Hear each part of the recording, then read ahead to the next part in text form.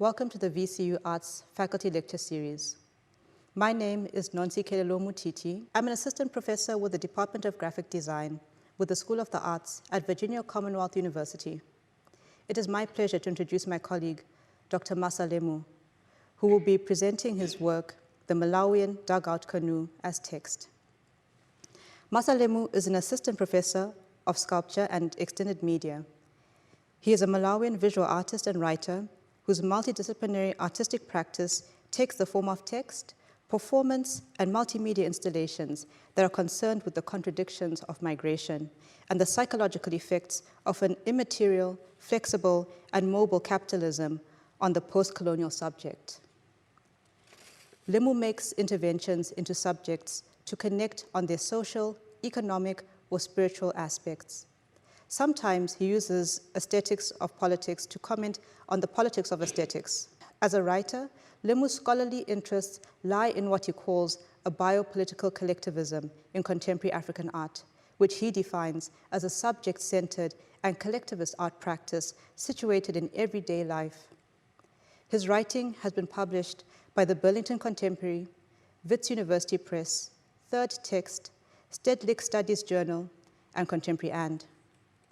Lemu earned his Ph.D. in visual arts from the University of Stellenbosch in Cape Town, South Africa, his MA in painting from the Savannah College of Art and Design, and his Bachelor of Education degree in Fine Art from the Chancellor College, University of Malawi, Zomba, Malawi. Thank you, and enjoy the program.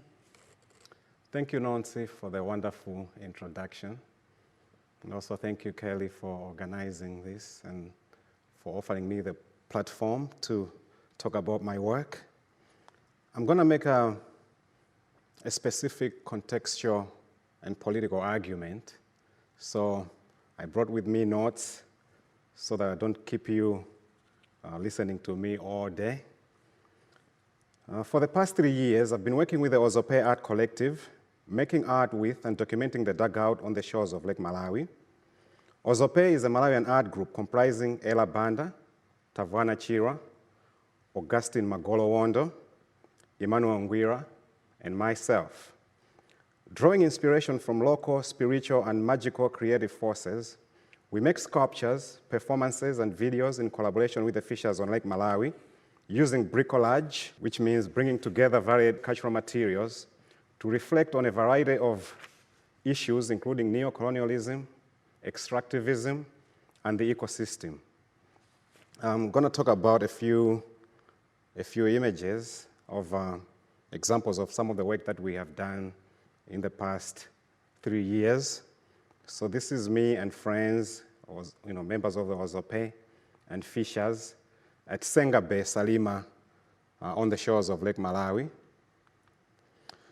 This is an example of a dugout canoe that we transformed into a sculptural installation of sorts, a temporary monument, by adorning it with floats and cork, cutting it into 3 parts and raising it so that it became something fantastical, something that drew your attention to the dugout. This is a boat, the deck, the bottom of a boat that we found decayed and just waiting for us on the shore, which we turned into our own Brooks ship of sorts, just reflecting on the idea that, the Brooks ship was a slave ship, but this is a kind of ship that is grounded on the shore. It's not going to move. Speaking to experiences where people whose lands, whose environment has been destroyed by extractivism are also not allowed to move, are grounded and forced to stay in one place. This is a collection of the dugouts, some of the dugouts that we have worked with. After we had made work, we just compiled, put them together into a form of a pyre. Because when we work with the dugouts, after we finish, we leave them on the shore or give them to the fishers who turn them into firewood. So this is a pyre that's speaking to the destination of these rotted dugout canoes, but which we had transformed into, decorated as paintings, as colorful, just heightening the colors that we find on the surfaces of the canoe. Usually when we worked on the shores, there were usually kids that were curious, wanted to see, the crazy things that we were doing, came closer and we had conversations with them. They were companions, all the time that we were there, helping us and, just playing around, having fun, making the whole thing enjoyable. So sometimes, because, they had been, part of, the collaborative effort, they were also, participants in the art making process. So this is an example of a performance that we did with the kids. I'm going to show a video of the performance titled Catch, where the kids have found the dugout canoe, but which is transformed with floats, and they're playing around and tussling for this object, this curious object. We're imagining that in the future, after, this is an ominous future where, the lake has been destroyed. It's no longer what it used to be. The dugout canoe is gone, but they found this as an odd fossil.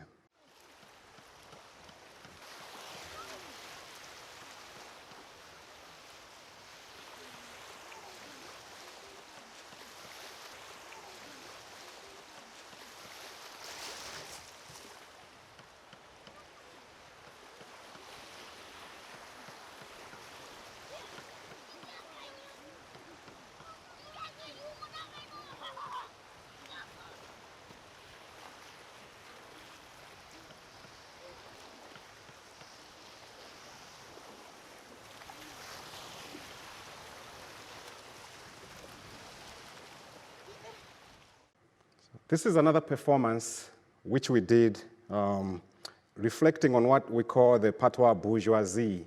The patois bourgeoisie are the national elites. So we're just lampooning the national elites who are the comprador bourgeoisie working, safeguarding the interests of the colonialists. The capitalist, the colonialist does not have to be on the ground because the comprador elite or the patois bourgeoisie are taking care of their interests. So, this is an example. The patois bourgeoisie, let me just say, the patois bourgeoisie is a figure of a hybrid figure who's different from the bourgeoisie that's, the original bourgeoisie in the West. This is a hybrid figure who has imbibed the individualism, the competitiveness, the consumption, and also, the technology of the bourgeoisie, the Western bourgeoisie. But he is also, also formed by the indigenous elements, the indigenous cultural elements, indigenous values. He can still go to the witch doctor. He can still take traditional medicine, and so on and so forth. So yeah, the patois bourgeoisie here, just, dilly-dallying regarding the issues of the lake, just playing around with people's livelihoods and people's futures. This is Tawana Chira, who is our videographer and photographer. So we took a photograph of him because he had always been in the background. This is another example of some dugout canoes which we cut in 2 pieces and stood them to highlight the transformations that happened, because the dugout canoe is originally made of wood, but plastic takes over due to repair processes. Plastic and tin, metal, felt, and even paint. So these different materials come together, they become one on the surface of the canoe. But we made this as the 4 horses in reference to the 4 horses of the apocalypse. But also, looked at it from another angle. This is the spoonbill that is found, the bed that is found on the shores. This image is just the 4 canoes, the 4 parts of the canoes just turned around to show the color, the colors that we heightened by painting. So we found the colors, some of the colors that are, painted by the fishers, but we decorated the canoes with our own colors to emphasize the beauty of the canoe with the paint and the other materials that are found there. But also we turned into a magical object with the floats that perhaps the video that I'm going to show explains better.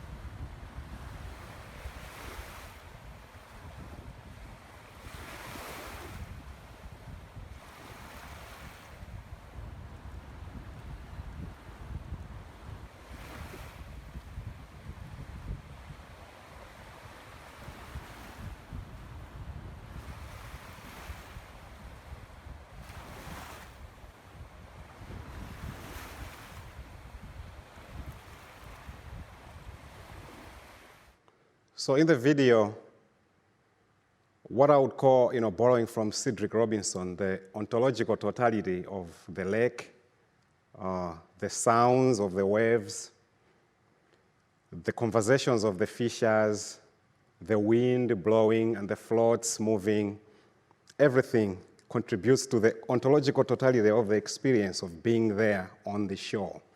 Perhaps this explains why we prefer to think about the fishers as the primary audience of our work, because they have experienced it together with us on the shore in its three-dimensionality.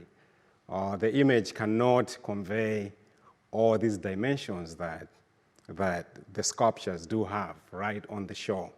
This is just an iPhone video, but perhaps it captures, it gives a glimpse of the experience, the experience of the work, right? And it's site-specific, its place of origin. So, as you have seen, the dugout is made of wood, but when the wood rots, it is repaired by patching with metal, plastic, and garnish sacks, and felt. I will demonstrate that this dugout is text with double X, on which surface a keen eye can read about recycling and ecosystems threatened by extractivism, about humanitarian aid, which I call neoliberal dogooderism, and about resistance from below. The dugout canoe has been used for fishing and transportation on Lake Malawi for ages. It is made by hollowing a tree trunk and streamlining the bow and stern using the adze and the axe. Certain species of softwood and buoyant trees are used to make the canoe, which can last between 7 to 30 years. As I mentioned, when the trunk rots, the dugout is repaired by patching with plastic, tin, and jerry cans. So these are images of fishers repairing the dugout, so you can see the diversity of materials that are used in the repair processes. Tar made from burnt rubber tires is used to glue the plastic onto the wooden canoe. Reused felt from blankets and garnish sacks are used to fill in and seal the gaps between the wood and the plastic. The resultant complex patchwork is functional, but it also transforms the canoe aesthetically, adding onto its surface a rich quilt of colors and textures. In this light, the dugout is not only sculptural, but also painterly. I would like now to share a series of images of these beautiful painterly manifestations on the canoe, which is the work of many hands in collaboration with time. As you can see here, tin brings text on the canoe, transforming it. Stanley motor oil, probably from the engine oil that is used to fuel the motorboats that have taken over from the dugout canoes. I like these, the textures that the materials bring to the surface of the wood, turning it into not only a traditional just wooden dugout, but something that speaks to contemporaneity, to the transformations that have happened in Malawian society in general. So the argument is that Malawi has been shaped by both the local, these societies are, both the local and also by the global in terms of, the commodities that reach the shores or that shapes the livelihoods of the fishers. Yeah, the diversity of colors and textures and materials on the surface were attractive to us. But also the actual stories that are written on these, on the commodities and the stories that the commodities bring onto the surface, or the stories that are sedimented onto the surface of the canoe.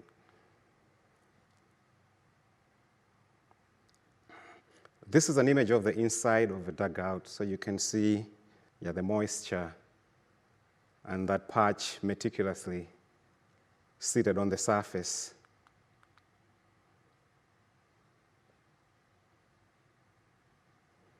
Some of the colors can put a painter to shame. So you could think about the fishers as painters of sorts, and the dugout as both a painting and sculpture. So this is text literally scratched on the patches, bringing whatever chords onto the surface. And we're also amazed or drawn to the architectonics of the wrapped, the warped, the scratched, the torn metal and tin, and the rust. So yeah, one old canoe we found on the shore was entirely covered in yellow plastic. So in another temporary sculptural piece we did, titled Wake, we decorated this dugout with cork and plastic plates to highlight the idea of the dugout as a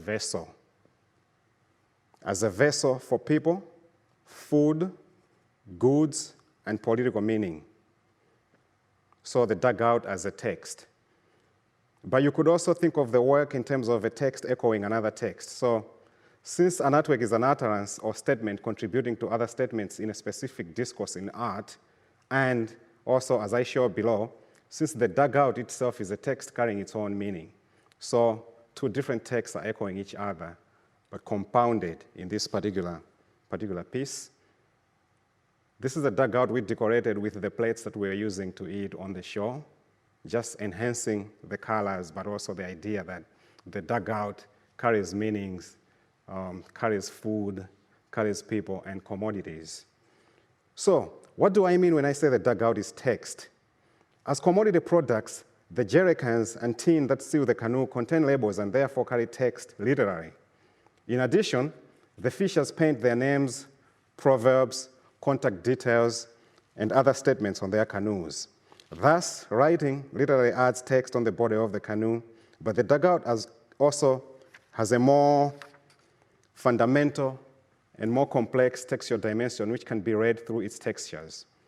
In her book, Touching Feeling, Affect, Pedagogy, Performativity, Eve Sedgwick discusses Renu Bora's concept of texture with double X, which is contrasted to texture in the ordinary sense.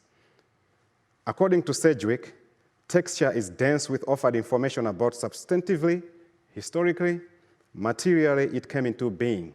So a brick or metalwork pot that still bears the scars and uneven sheen of its making would exemplify texture in this sense. For Renu Bora, texture with double X is intrinsically more narrative or temporal than texture in the ordinary sense. Following from Bora and Sedgwick, texture captures the complex nature of the smooth and rough surfaces of the dugout, in the sense of in its flaking paint, cracking tar, frayed felt, and warped plastic. But most importantly, it inscribes the narratives of the backgrounds of the various materials sedimented on the canoe. So, my studies of the dugout are not to fetishize the canoe. Rather, through the patchwork, this is a materialist reading for grounding the social, political, and economic histories of the dugout and its materials. This reading is shaped by Marx's conceptualization of commodity fetishism as concealing the social relations of production that brought the object into being. At the end of the day, in the context of Sedgwick, Bohrer, and Marx's critique, ours is a subject-centered artistic practice of our lived experience and that of the fishers. But we do so while avoiding overly aestheticizing the lives. Thus, texture combined with literal text, whether pasted or inscribed on the surface of the canoe, makes the dugout a text loaded with political and poetic meaning. Now I'd like to turn to what I mean by the term neoliberal do-gooderism. One disused canoe we found on the shore had been patched by using flattened USAID tin cans. As you can see in the image, Malawi's economy is propped by donor aid, but the country also relies on humanitarian aid in times of strife, during which the aid agency Oxfam or the American International Development Agency, USAID, distributes such products as edible oil in branded tin cans to supplement the diets of the afflicted. Malawi also has refugee camps hosting people from disaster-stricken neighboring countries. Some of the tins are smuggled out of the camps where they are repurposed for various uses, such as to hold potted plants or for beer drinking. Branded not to be sold or exchanged, the tins nevertheless find their way onto local markets where they are sold openly, thereby challenging the politics and ethics of neoliberal do-gooderism. If it came with so many conditionalities, was it ever really given to you? Most importantly, in the context of oil speculation on Lake Malawi and the perils that we fear would follow, our argument is that humanitarianism is part of the same machine that to a large extent creates the conditions of strife that warrant aid. Paolo Freire, Dambisa Moyo, and others have written extensively about the corrosive effect of humanitarian aid as a tool for domination. Some of the authors suggest fair trade as the horizon away from the corruption and heavily skewed relations that define the contemporary global market. In places like Malawi, where nation-states have been weakened by neoliberal policy, aid agencies act as the band-aid solution to deep structural problems that afflict the poor, thereby perpetuating the problem. Thus, cut, flattened, and nailed on the body of the canoe, the cans therefore signify but also challenge the politics of aid that tremendously shape Malawian society. I would now like to speak briefly of under-globalization as resistance from below. The dugout can therefore be read as text about resistance. For example, it is a vessel used in the cross-border trade between Malawi and its neighbors, defined in greater part by smuggling.